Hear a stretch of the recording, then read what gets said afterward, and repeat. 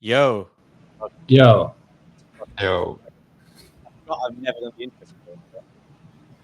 No, Mando carries it every time. Yeah. I'm lost without him.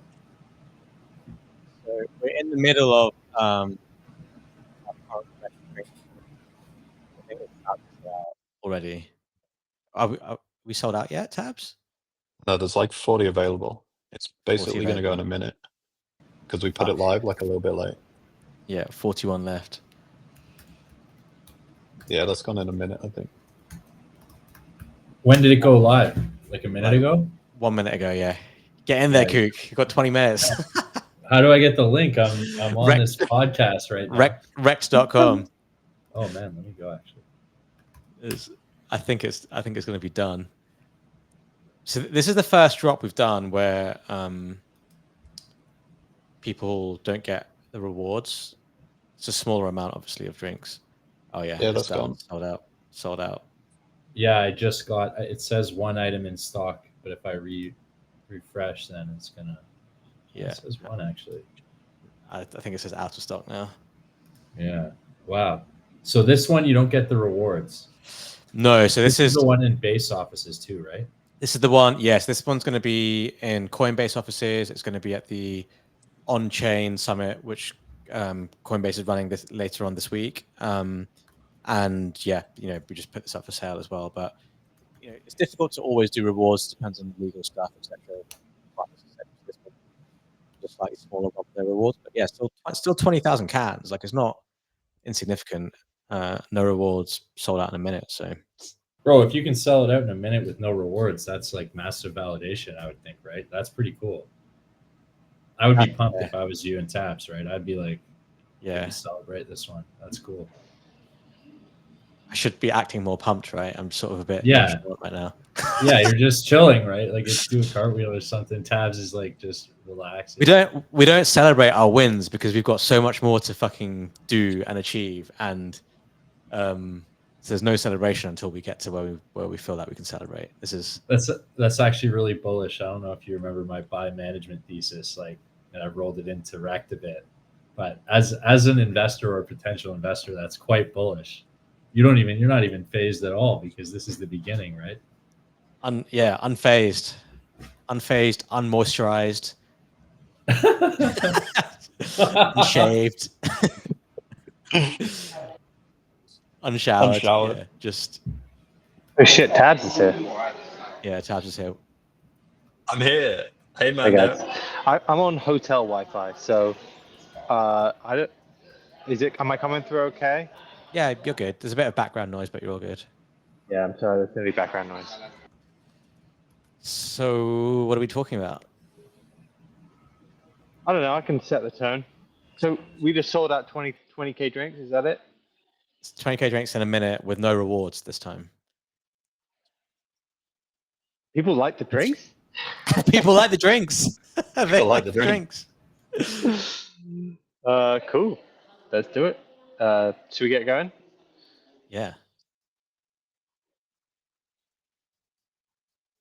Are we live? We're live right now. Yeah. Fuck me. Sorry.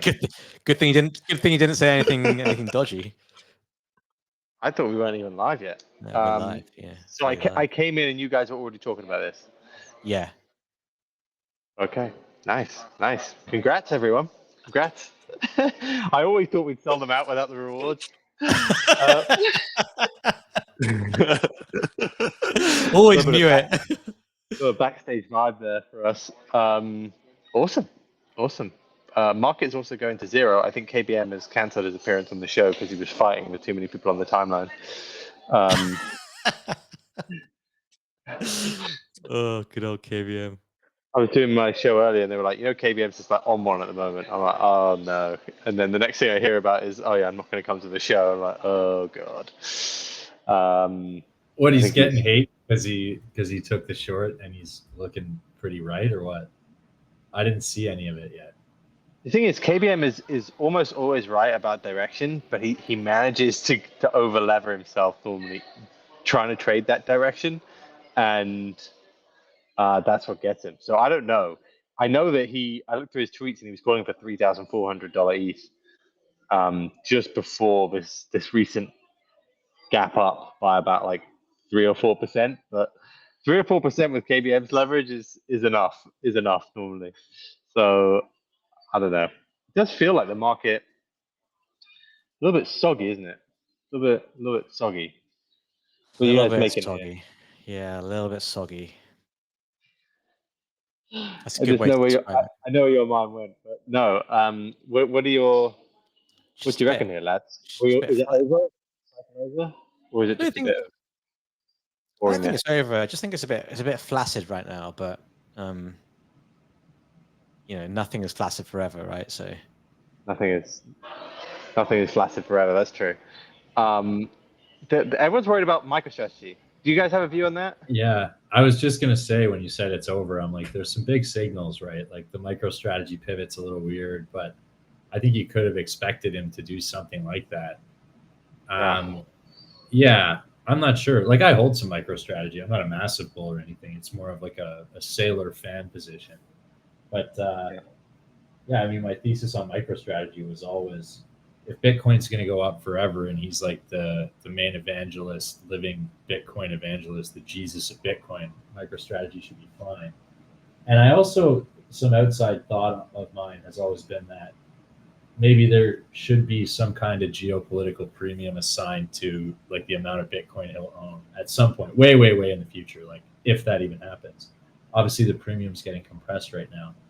But yeah, I don't know. The signal of him pivoting, I think the problem is that didn't he say like 2 or 3 weeks ago that he wouldn't do an ATM until it was 2.5 MNAV, and now he's like, oh, like he changed the ranges. So I think it's just the pivot, like, and the uncertainty, and it's like the stuff I've seen on it, comments from people are like, oh, he knows something, or he's scared now, or whatever it is. I'm not too worried about it. Ultimately, like Bitcoin's bigger than him, and if your core belief is Bitcoin will go up forever, like mine is, then strategy will probably lag Bitcoin. Like, I wouldn't invest in strategy over Bitcoin, but I think he'll be fine.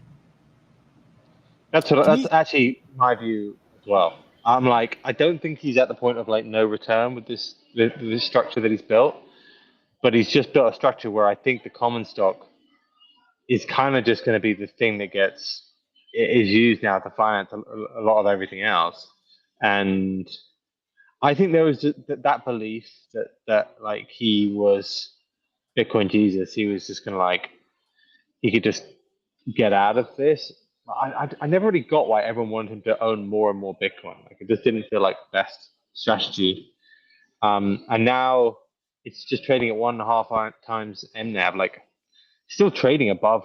Like I don't know how much Bitcoin they own, but like the market's still valuing the company at 1.5x what he owns. That's still like a massive win, in my opinion. But I think this idea that the common stock will go back to like 2.5x, 3x MNAV, just I don't know. It's not going to happen. I don't think anytime soon. So it can underperform Bitcoin even if as it goes higher. I reckon. What about you, Seth? What do you think? I'm not that worried, really. Like, I think people are looking for reasons to point to why things are going lower, and people are trying to find risks. I think a lot of people have been sidelined. I think a lot of people were sidelined on the first move up this year, and then dancing on graves in April. And I think a lot of people have been sidelined up on the move higher from April. And I think a lot of people were sidelined in this move up from 100 to like 125K, whatever it was. So it feels like to me at the first wobble, people are, are just trying to find reasons to, pick holes and things, which aren't really like, I think, big problems. Yes, there's some leverage risk in the system, and this DAT thing is kind of like a little bit weird, I guess. But and conceptually, like why do people need to buy DATs when they can just buy crypto? I do think there are actually some arguments there for it, but I'm personally not worried, and I think the macro picture is actually in a really good spot, and I think the crypto picture is also in a really good spot, and I think this is going to be another very good dip to buy, and people will be once again punching themselves in the tits for not buying this dip again. That's the thing. I think people they have recency bias, right? They think that these are FTX. They think it's leverage. They actually think it's leverage. They think that's what Sam did, and it's not. Like, they did this all with equity. It's just a bunch of equity holders getting absolutely smoked. Like, there's no debt here that he needs to repay or a hole in the balance sheet or anything like that. Like, so the idea that this has some like catastrophic end where somebody blows up on leverage, like there's no leverage in DATs. They just sold you a stock at like 2x the valuation of the underlying asset at times. And that sucks if you bought the stock, but it doesn't really hurt the underlying asset in the same way, does it? Yeah, exactly. That's the thing. Unless there's actual specific liquidations that happen, and I think the nuances around that are quite specific and maybe not fully understood by people out there. It's not really that much of a risk for the underlying. I mean, I think the whole idea behind these vehicles is that you take supply off the market, they sort of go into a black hole, and that's it. But I don't know. I'm not an expert on like what would have to happen or what the risk would be to liquidation, and that's the thing. I think that's the main thing, and potentially really the only thing we need to get smart on. If you care about crypto and you're not really, obviously, if you have money in MSTR, then it's a different story because that's going to move up and down based on other shit as well. So the funny thing is that as Kook kind of says, like if Bitcoin is up only technology, there is a world where MicroStrategy could also outperform Bitcoin. Like because it is levered now. It's levered only a small amount by the converts, but like if you lever it, it's still got some leverage, like still a very smaller bit, but you could see it outperform. So I think this is just something that's going to keep on happening every single time we dip. And but I don't see anything else. Like macro feels like people are making a big deal out of Jackson Hole. It's like, who gives a shit? Like next month feels like everyone just bets we're going to have interest rates come down. And like, I don't know. I agree with you. There's nothing that scares me out there. What do you think about this? Sorry, go ahead. What do you think about this Kalshi Robin Hood thing? Like, do you think we're now just about to see this like prediction markets go fucking wild in the US, or do you think that's just kind of like a separate thing? Like, I saw that and I go like, that they're gonna do sports betting on Robinhood? Like, this thing could go nuts. Well, so I think now Polymarket is doing they have the biggest sports book like on earth now or something. Like they do way more volume on sports betting than any sports book. And so, yeah, there's been this dream, or like you've heard it talked about over the last year, that the next big wave is prediction markets. And like, I firmly believe like we're in the gambling super cycle. Like young people know, and most people know, like the wealth gap has completely exploded. There's no way to make it. There's no way to even like probably soon get a job that pays you enough to become a rich person if you weren't born a rich person. And so I think people know that.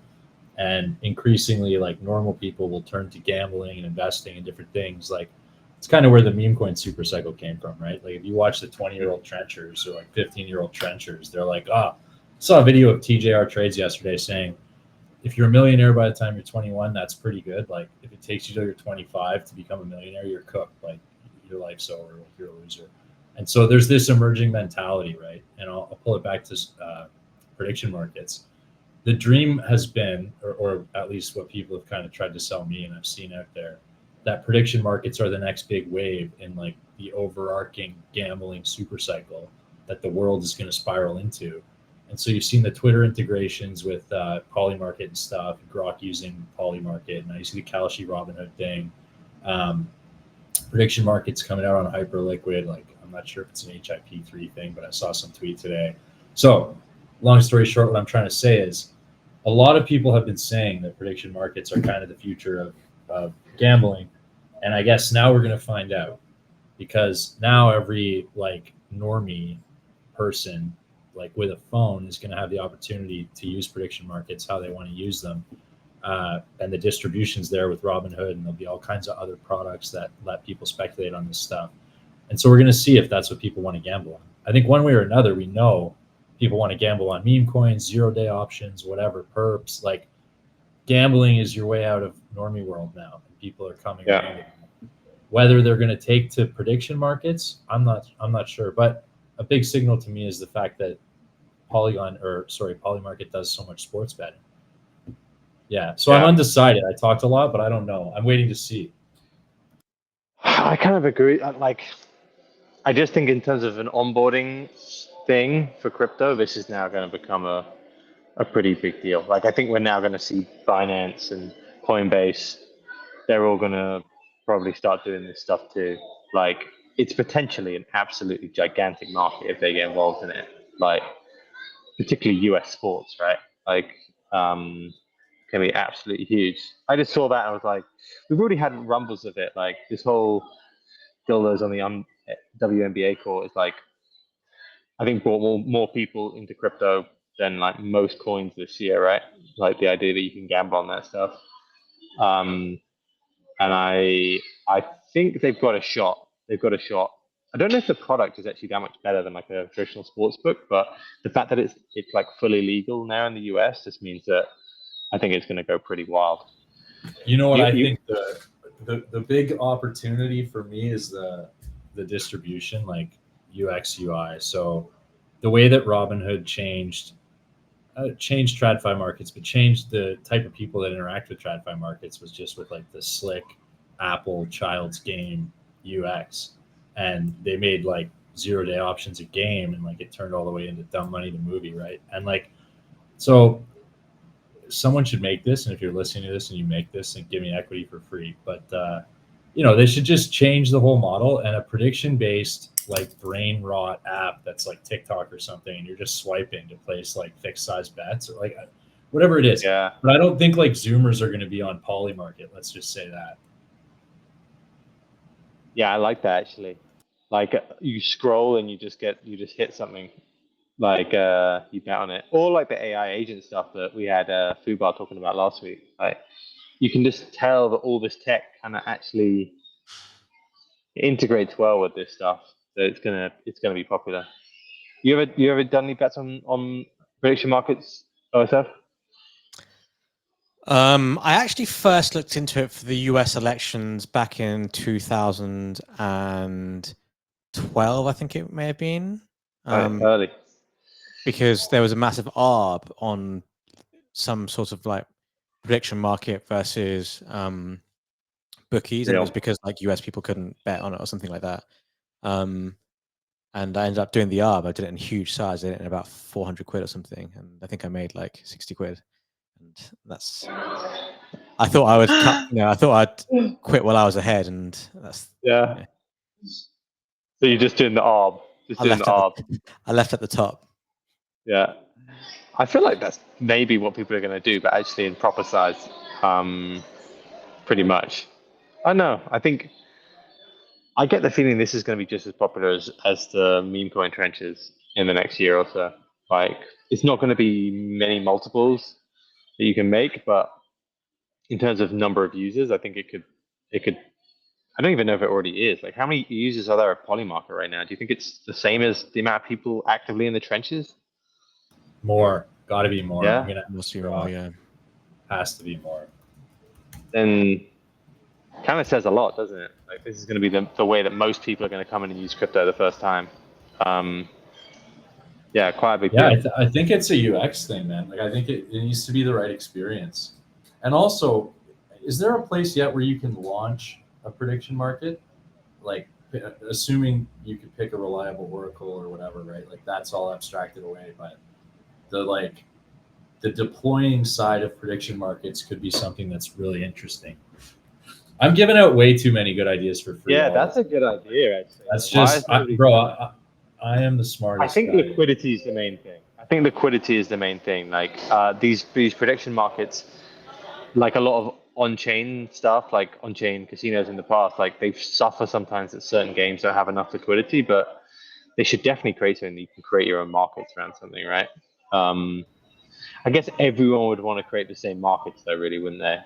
Well, that would have to be the thing. I guess the venue would have to it would have to be permissionless to launch, but it would be bad if everybody. I mean, that killed meme coins, right? Like 10 launch pads, and then there's now every single coin is launched 3 times on every launch pad, and there's no like. So yeah, you could vamp prediction markets pretty easily, but a way to provide liquidity or like create your own prediction markets would be something pretty cool. There's Yeah, opinions.fun. I don't know if you guys have seen. I don't really know how it works, but it's not prediction markets. It's like opinion markets, and there's not much like volume or anything, but it's some idea where you could post an opinion like, I think Mando is gay, and I could go post that on opinions.fun, and people can like vouch for one side or the other. I don't know how it works, but it's not the same thing. It's not as good of an idea. You smirking at me. Yeah, no, I think that's what it'll be. I think KOLs will have their own sections of these prediction markets with time, right? You can imagine a kook section of one of these prediction markets, an Anson section. I reckon that will actually be the next stage of this, right? Like some way to bring on people who are making big public calls is probably a good one, or like big public bets. You know, like imagine if instead of having escrow, you both basically put on a bet either side on something, and then the market then decides it from there. Like, yeah, well, I saw some posts about some guy, nothing ever happens or something. Did you see that? There was a big Twitter post about this. But there's a guy on Polymarket that just always bets big, like big bets that nothing's going to happen. He just bets no on all kinds of stuff. Yeah. Smart. Yeah, I also thought it was very smart. It's like I think it's a scale game. Like you have to have enough scale to be able to go, because you're going to take some L's, but on average, nothing ever happens. So I thought it was fuck my souls is pretty cool, right? Like I've said this for a long time. I think the money is always on selling tails in on these markets, like because people just if there's like a 50-1 shot or 100-1 shot of something happening, they'll always bet on it. Like it's always 1% chance of something happening, and actually sometimes it's way lower than that. So I'm kind of the view of nothing ever happens too, but like particularly at the extreme end, you know, like is Jesus coming back this year? I don't know what the odds are of that. But yeah, there's high odds for a lot of stuff. There's one right now that the U.S. government will confirm the existence of aliens in 2025, or like before November or something. And it got up to like 7% or something when there was a story that came out. Yeah, here we go. 6%, right? Because there's a story that came out about some object in deep space that like might be a hostile ship or something, but you know what? Probably not, right? Like that might be a good one to bet no. But I love aliens and conspiracies, so actually I was almost going to bet yes on this. I bet on dildos getting thrown on the court at the WNBA game. When the odds got hammered to no when they announced that they were like searching everybody before the game like 2 weeks ago. After it was the game after Sophie Cunningham got hit with a dildo, and I bet yes, and I took an L on that one and then the next game there was another dildo. It's actually pretty fun. It's a whole different KOL world though. Like how good are you guys at predicting? Like I'm not a geopolitical scientist. Like I could be a crypto KOL. I've been okay at it, but I don't know about predictions, man. There's still a 2% chance that Jesus is coming back this year on Polygon. And like there's been 800 grand of volume going through it. Bro, that was up to 4%. What are we talking about? That was easy money. Like, you can put money on and just be like, this ain't gonna happen. Do you know what I'm trying to say? Though there's a lot of these things. Like people just go off of these tails and they're like, well, it may happen, and it may. Well, here, it's not 2% odds. When I first got on YEET and I was trying to like run up volume, I was making big bets on the coin flip game, and I would put like the max coins and like one had to be heads, and it was like 99.2% odds or something. And man, I ran up so much volume, but then I lost one. So it can happen. Jesus coming back, I'm not sure, but like McLaren is 100. Like I don't know what would have to happen for McLaren not to win this, but it would have to be fucking disastrous. That feels again like all of these markets. I'm always betting on like the favorite to win when it's like 98% odds. But that's $1 million to win $1,000. Like, I mean, this is the thing. You need scale. Yeah, you need a lot of scale for this to make sense. And the annoying thing is often these bets, you don't want to have ones with like a long time to complete, because then you just tie up your capital like a year. Like Jesus coming back in 2025, like you basically just holding your money there until December 31st, right? Whereas there are some other ones though that like are much sooner. Like if you go to the maybe like what elections have we got coming up? Elections are always good because like there's always a fixed date that they're going to be over.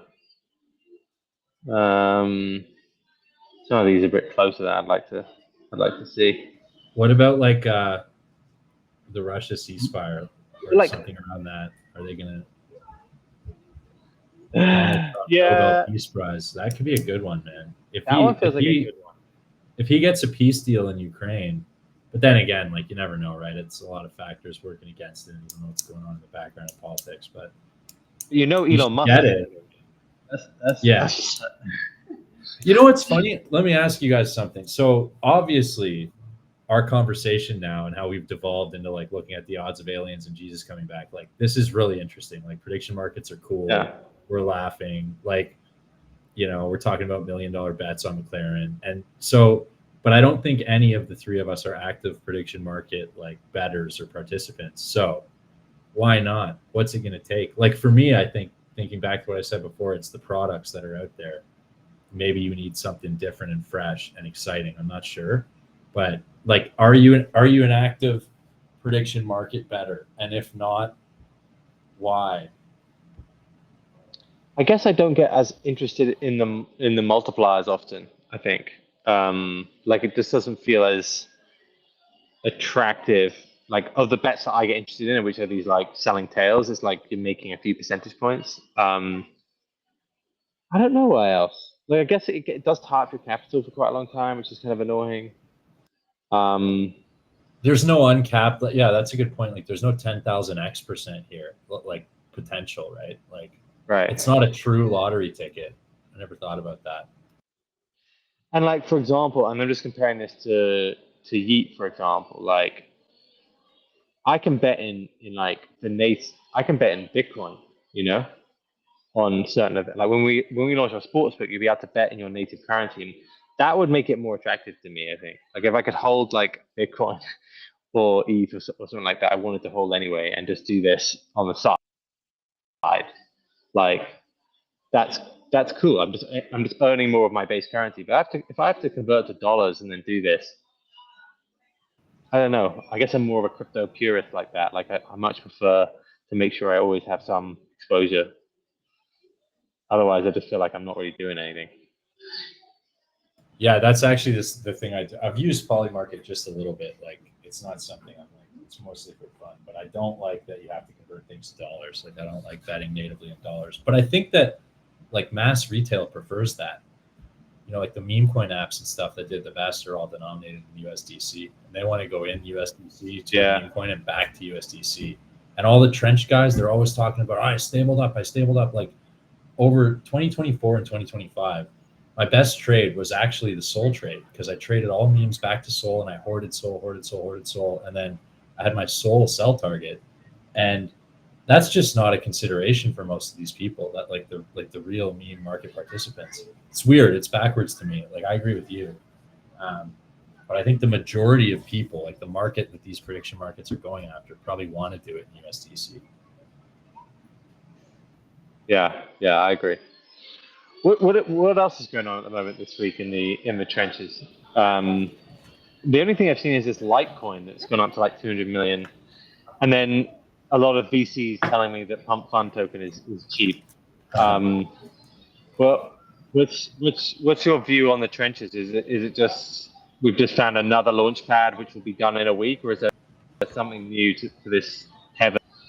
I mean, my position's been the same, and maybe this is, I think we talked about this 2 weeks ago or something, but like I was saying that the only launch pad that will survive is Pump. They are the brand, they are the trenches, like they are that sector. I've been proven right times 1,000 by now, right? Because everything I said about BONK happened. In the last 24 hours, BONK has had one token graduate. Yesterday, they were 0.5% market share.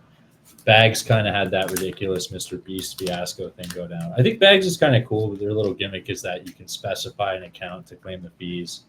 But like Pump's the king, right? They'll be like 80+% market share. Haven't like I think the reason that they've done well is because they're committing 100% of their fees to like buying back that token, and so that's cool. Like it's a nice Ponzi flywheel for as long as they can keep attention. But I would say like the sector itself, like the idea of the trenches and the idea of new meme launches. The first thing is it's cooked. Like you shouldn't be in the trenches aping memes. I don't think like that is not a good idea if you're listening. It's negative EV. But it's a sector that will always exist. It's fun and it's going to get hot again in the future. And I think until it gets hot or someone else innovates, Pump owns it. And the reason that I knew that from the very beginning, and I wrote a post on this, but like all the people, like all the real devs are using Pump. Like every new coin that's like a speed coin, an attention coin, like it's always coming out on Pump. And everything else on the other launch pads is attempts to manufacture something to compete with Pump. And so I think, yeah, done and dusted, like they've definitively won the trenches, but it's a bit of musical chairs on the Titanic because the whole sector is kind of suffering, right? Like you can only this level of like extraction and like massive winners and massive losers can only go on for a long, like a certain amount of time. So it's like NFTs, right? Like at the end of NFTs, there was 20 marketplaces, especially on Sol. There was a million marketplaces, different things happening. And so all roads led back to Pump, but I still think memes aren't really the place to be, like trading in the trenches, unless you have some crazy insider edge. It's not the highest EV place to be. But yeah, Heaven, cool little idea. You know, they're pumping the token with their revenue, and that's gotten the diehard trenchers behind it. Like the only people that are in the trenches are the people that are never going to leave. And so they're behind it for now. I'd say it probably has to collapse at some point, right? Like, yeah, I feel like they just built it. They built what all the other people were asking for from like the Believe app, Launchcoin, right? Like they just basically built the exact flywheel, the perfect flywheel. But you're right, it's not really new. It's just a difference in like how much they're buying back. Pump's still doing. Is Pump doing it with 80% of their fees? I think it's 80%. Yeah, they kind of changed it, and they doesn't released really that matter. dashboard. Yeah, I think the thing with Pump is like, what is it, like $1 billion FTV or 1.5 right now? They got $2 billion in cash, and it's just, you know, in crypto, people, I think a lot of times, like, you know, it's hard for people to have an investment horizon longer than like 7.5 hours, and so I think Pump as like a spot buy is pretty good, right? Because either like it's the best bet on the meme coin casino. It has to be Pump, right? And like any pitching me something else other than the Pump token is a bit crazy, other than Fartcoin, like, which is kind of to me the flagship meme of the meme super cycle, which is also a Pump coin. Like if Fartcoin dies, Pump dies. Even though Alan, we talked about this last time, but I'm pretty sure I made him shill that shit because he wasn't going to do it because it's not on Pump Swap. But yeah, Fartcoin, man.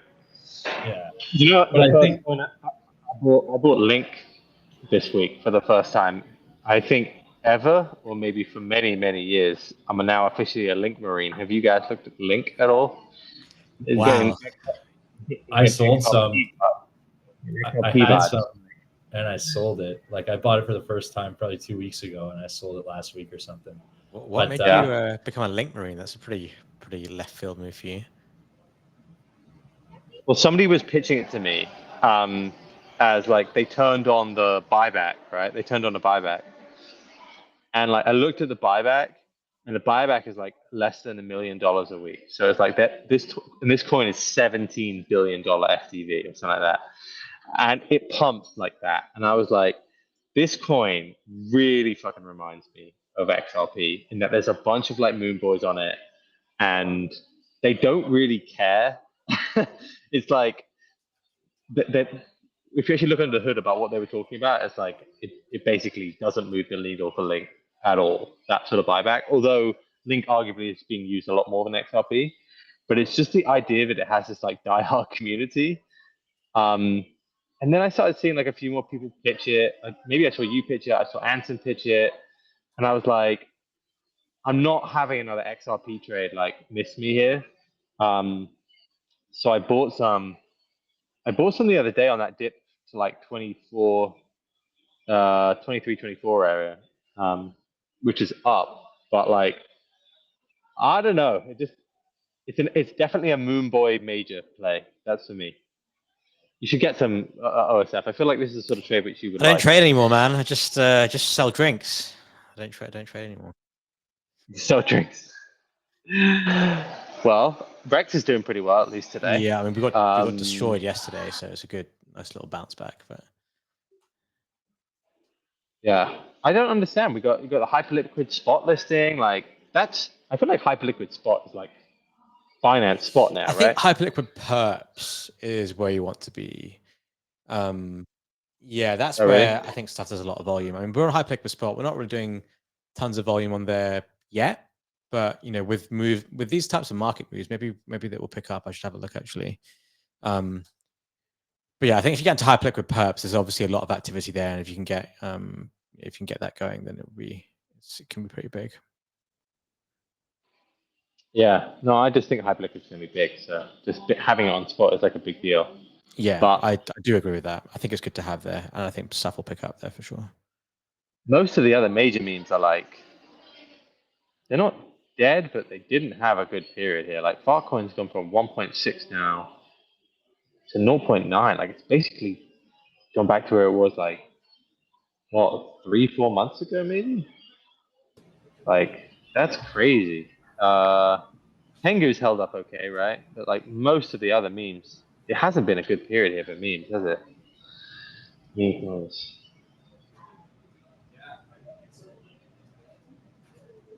Yeah, so the meme coin market cap. Oh, can you guys hear me or no? Yeah, I can. Yeah, I just no one was saying anything, but Yeah.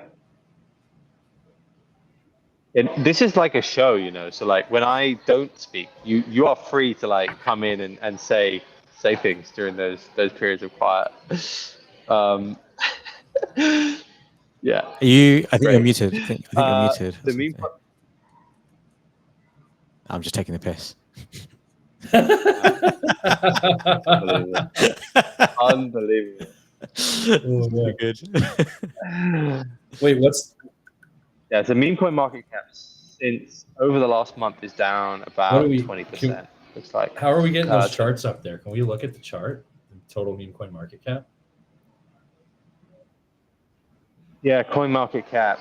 Can I share? Oh no, maybe I'll find it. But we were at 85 billion. It looks like, and now we're down to 67. Sounds about right. Yeah, a bit nasty. Did you see this thing about Doge? Have you guys been reading into this at all? That they're going to try and do a 51% attack on Doge? Oh, that's cool. So you know, Yeah. Monero. This in the last week, somebody basically now controls 51% of the miners on Monero now. So like they can basically reorg the blockchain however they like. And the same firm that did that to Monero now says we're going to try and do it to Doge. So there's a chance that like this firm basically can just like take down Doge. What's the incentive to doing that? Have they said anything? Like, or is there a guess? Like, I think, well, you can take everyone hostage and just be like, look, we want all the money. I think they're going after proof of work chains where like at least the miners can be easily bought essentially. And it's this one firm doing it. And are they Chinese? I don't know. Like Chinese or Russian? Let me have a look. Doge 51% attack. Like this could be a thing. Cubic is the name of the firm. That's pretty. Yeah, I don't know where they're from, but they're just like an AI focused blockchain project. I don't know what the fuck that means, but yeah, it doesn't say where they're from, where I can see. That's pretty cool. I like that. We could see some of these older proof of work chains just get absolutely fucked, basically, if they start doing it. Is this the person? Interesting. How has Doge reacted? It hasn't really reacted much to this, eh? Just looking at it. Well, yesterday it did dip, but like people didn't know if it was because of that or something else. But like, what do you think happens to the meme coin market if fucking Doge suddenly gets controlled by random AI blockchain. It's a good question. I feel like that Like it shouldn't would matter. be like really bad It- for meme. Yeah, that's how it shouldn't matter because Doge is a proof of work chain and it's unlike any other meme in that respect. But at the same time, to me, it's like it is the Bitcoin of meme coins. Like it's like the god of meme coins, and so it should lead the entire idea of meme coins. So maybe that's something to think about. Dude, if Doge went to like 0, right? Let's say they just said, look, we're going to reorg everything and we're going to take everyone's Doge. It's not all of ours, right? And they shorted the hell out of it. Wouldn't that just be like global fucking news that like Doge is like probably the second best known currency, right? Maybe that's the thing that everyone's freaking out about, or they should be freaking out about. That like this goes global, that Doge just got destroyed. Yeah, that would have massive implications actually. But I think like wouldn't the chart look different if this was like I gotta look into this. I never heard about this until you mentioned it. Well, the thing is, like, they did this to Monero, right? And Monero's price hasn't actually really moved. That's what I haven't really understood. Like, it's just kind of just hanging out. And I'm like, isn't this like the end of the blockchain if this fucking happens? So yeah, I genuinely don't know. Like, maybe it's illegal to take down a blockchain like that or something like that. Would that be price manipulation? Like, Monero is still worth 4.6 billion. Like, you could short that thing and still do this. And maybe it's not as terrible as I thought it was. Like, I genuinely don't know. If anyone in the comments knows if they can actually just fuck around with this thing, that would be good to know, because yeah, that does feel like that could destroy the whole meme coin market cap if they did that. Yes.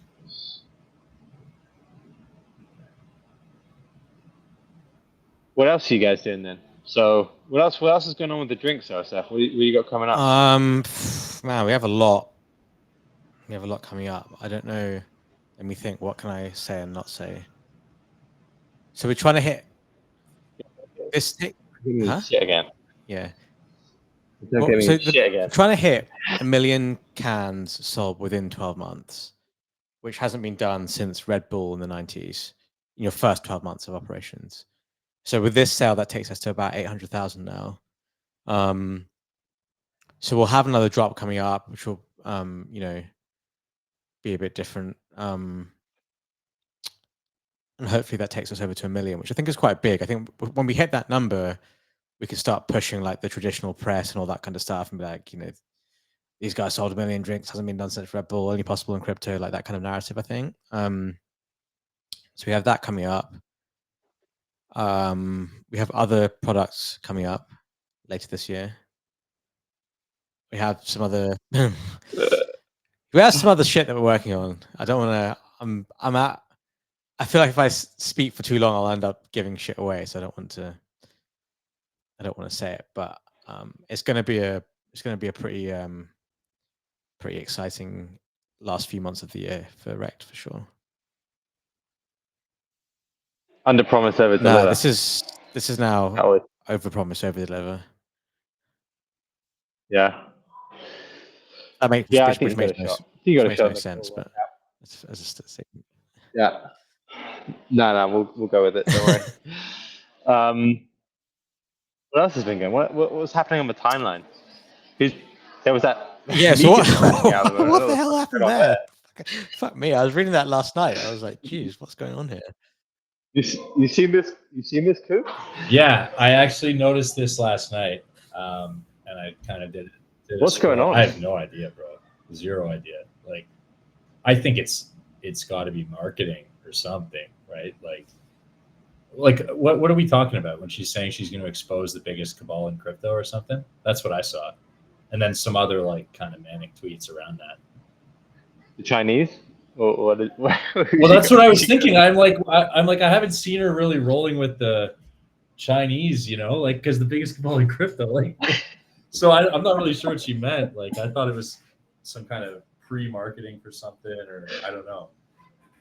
I didn't look into it too much. Yeah, I didn't know if it was a stunt either. Like the comment, she said something like, "I need to be part of a solution" or something like that. And I was like, "Oh no, is this like?"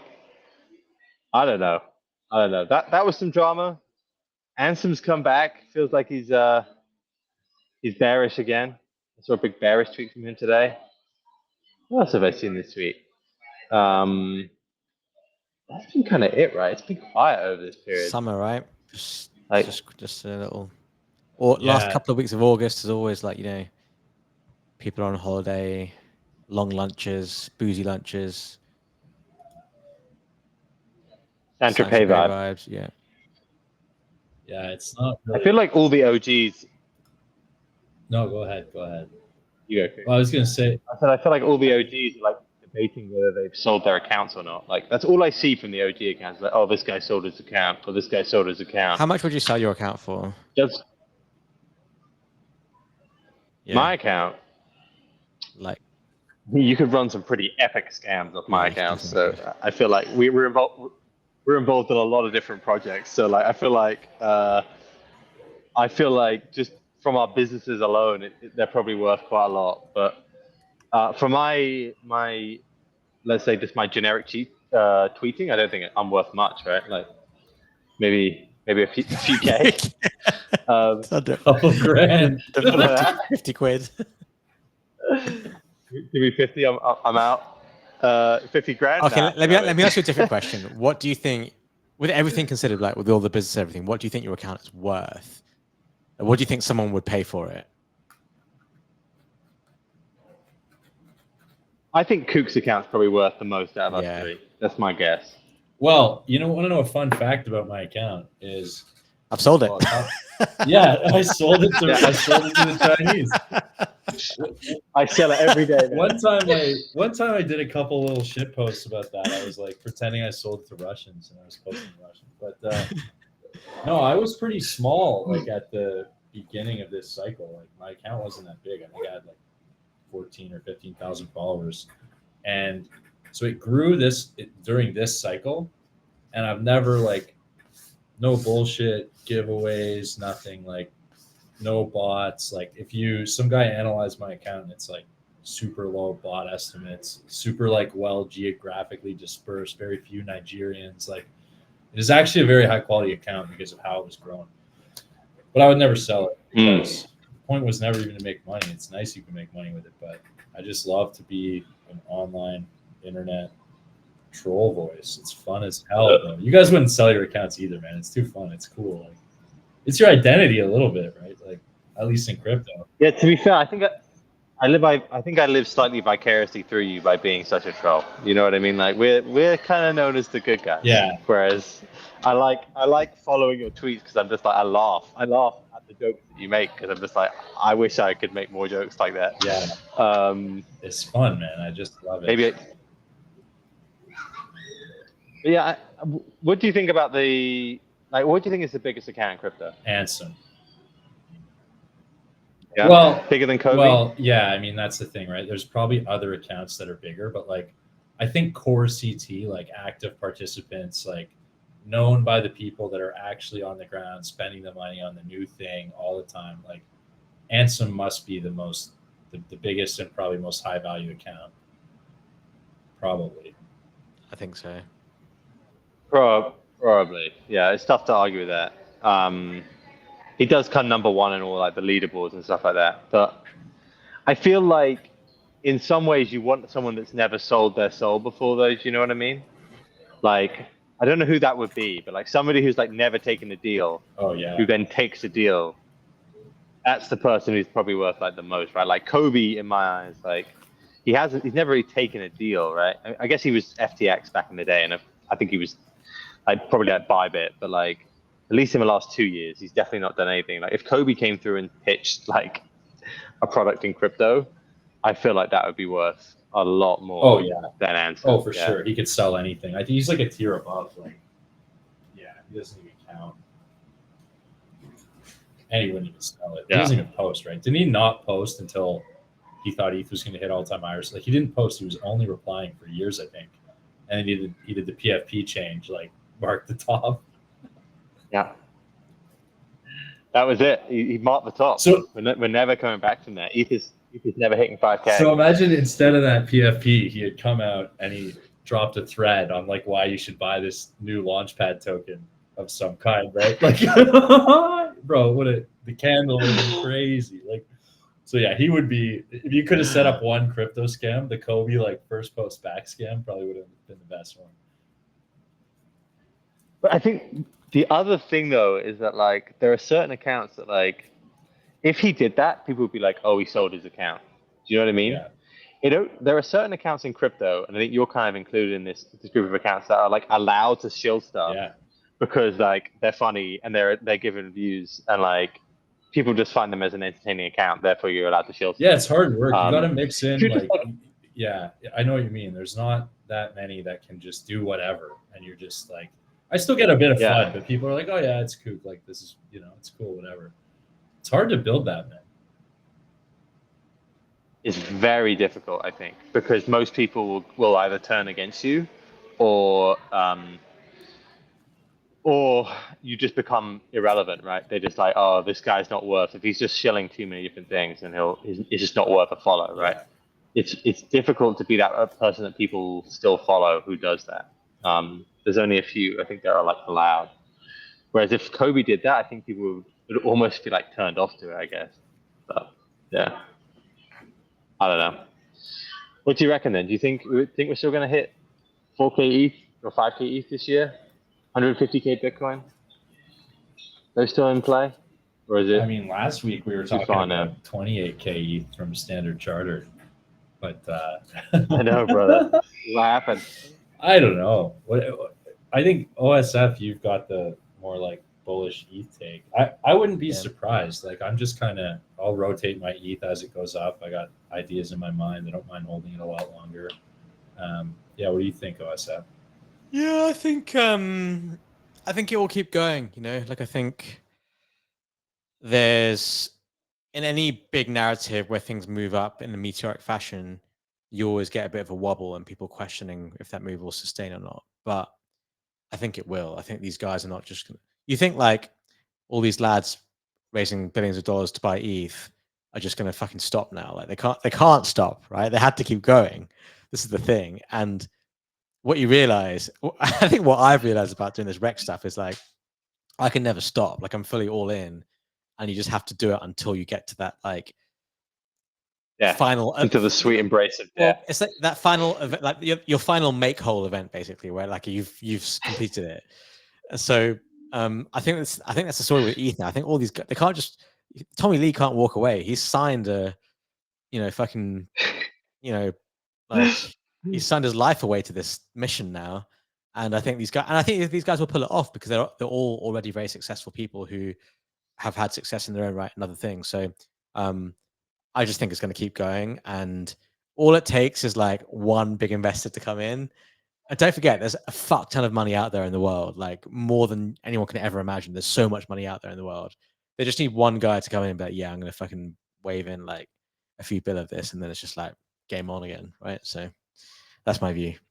That's generally how I think about things. I don't think about things like fundamentally. I think about things about like.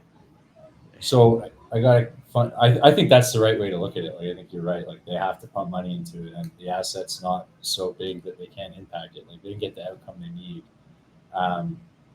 So I think you're right, and I think ETH will go up. But do you think that their narrative is right? Like global settlement layer, the bull case that these guys pitch, like the TradFi boomers, I just think it's hollow and it's already wrong, right? Every 2 days there's a new stablecoin chain. Plasma's already like, I don't know, trillions is like their catchy thing they say and all this stuff. It's just the US, what is the thing Basent's trying to do? There was something on the timeline yesterday about them maybe doing like a CDBC, and I don't know. I don't know about ETH as the global settlement layer that the boomers want us to believe it will be. Like that's what I thought it was going to be in 2019. Yeah, I feel like ETH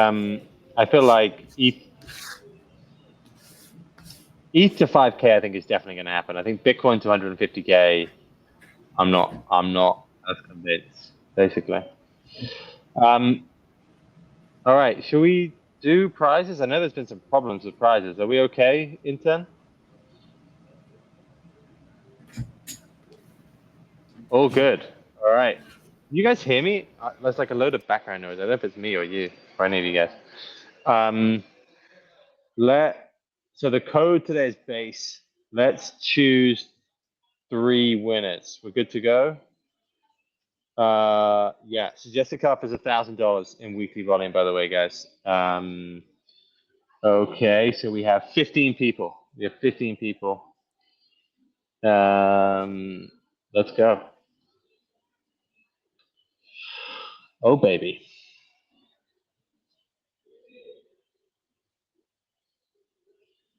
Rexam 9.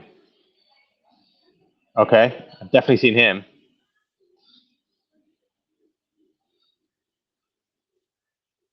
Matters Cup. Okay, are we doing one more?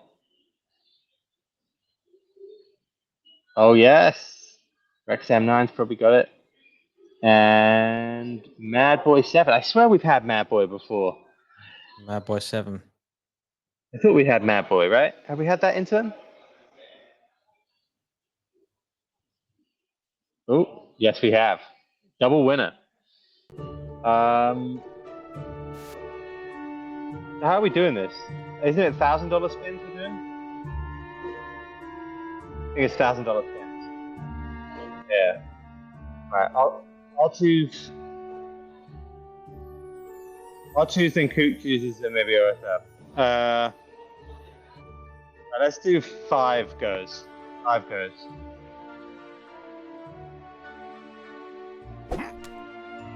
Yeah, for Rexam this is. Oh my god. Oh man, cooked That's right away. Brutal. I'm sorry, Rexam. All right, you got 500, Rexam. Sorry.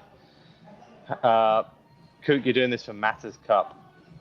Mattis Cup. I see Mattis Cup. I see his message. Happy week. Okay, Mattis Cup. I'm gonna try to make you some money.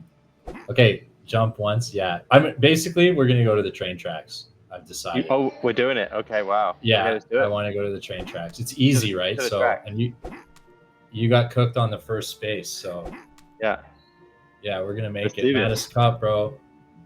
You're gonna have a nice weekend, bro.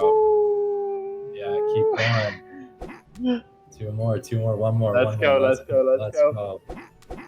Yes! Oh. Cut it off. Shut it down, baby. Shut it down. Please don't. Oh, yes, look, that's the best, because if you're that far, you're trying for the casino. So then let's go, Mattis. Hope you like it. All right. Final one is Mad Boy. OSF, you want to pick how many runs you want to do? 1. 1 run. All right. Go for it. We'll go again or no? Yeah, go again. Go again. Go again. Go again. I feel like this. Oh, God. Oh. Go again. No! What do we do here? I feel like cash out, maybe? I think cash out. That's a 2x. I think cash out. Okay, cash out. I think we cash out. Yeah. Oh my god. Wow. Played it the best I've ever seen. All right. OSF, we need to have you doing this more. That was the best we've ever had in terms of a run. Awesome. So we just gave out another, what was that? 4.5 grand of prizes? Nearly 5 grand of prizes? Nice. We will see you again next week. KBM hopefully will be back from his depression from shorting the market, and we'll have all 4 of us. See you guys. All the best. Love you, Dave. Congrats on the drink sellout. Cheers. Let's go.